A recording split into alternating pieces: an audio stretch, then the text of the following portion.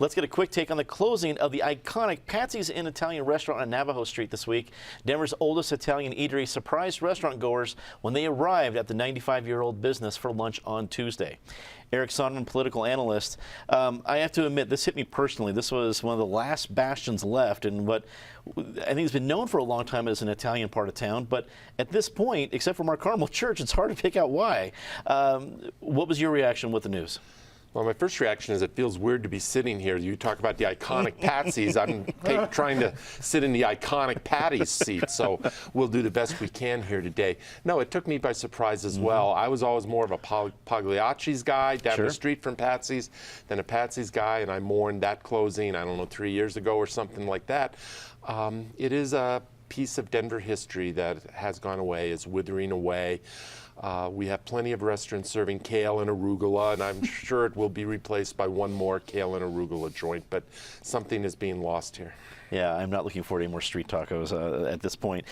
John Andrews joins us, former state Senate president and a longtime part of our program Head On here on Channel 12. Thank you for being part of the show today. When we lose these kind of iconic restaurants, whether they're an Italian part of town or an Italian restaurant or any other ethnicity, we lose some of part of Denver's legacy, don't we?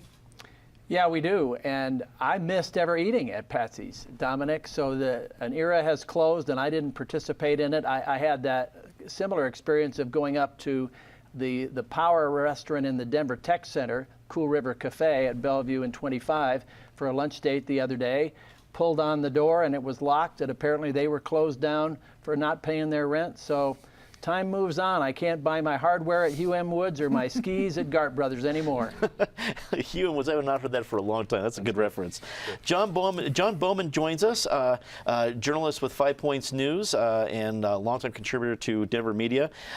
When we see losses like Patsy's Inn, I mean, we've seen this in other neighborhoods. It doesn't just happen in North Denver. It's happened here in our 5 Points neighborhood where the station's located.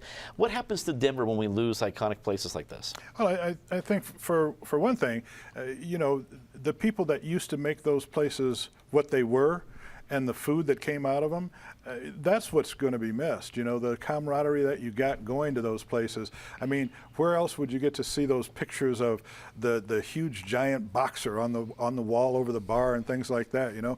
But Patsy's was just one of those places that made North Denver, you know, because it was just North Denver at the time. And so I think what I'm going to miss the most is obviously the ravioli and all the good food that they did, but that garlic loaf bread wrapped in the aluminum foil that you could take home. It was amazing. And so after 95 years, I guess it was time, you know, to pull the plug and make a little bit of money and do some retiring. Yeah. Justine Sandoval rounds out our panel, political activist. Justine, you and I share a legacy in this neighborhood with family members and everything else. The floor is yours. Your reaction when you heard the news this week?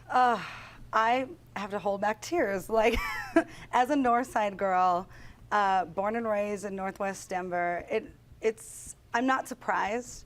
I know there's been some talk with the owners for a while now about things, and you have to understand that they want to retire, but it still doesn't hurt any less every time we lose one of these iconic places, especially in Northwest Denver. I didn't think I could survive after the Subway closed down, best pizza in Denver, and now Patsy's gone, so it's hard.